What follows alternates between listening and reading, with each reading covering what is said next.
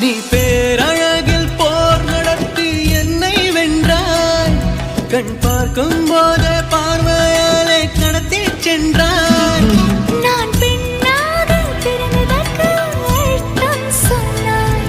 முன்னறியாத வெட்கங்கள் நீயே தந்தாய். என் உலகம் தனிமை காடு. நீ வந்தாய் பூக்களோடு. இனி தொடரும் கனவுகளோடு. பெண்ணே பெண்ணே நீ இல்லை என்றால் என்னாவே?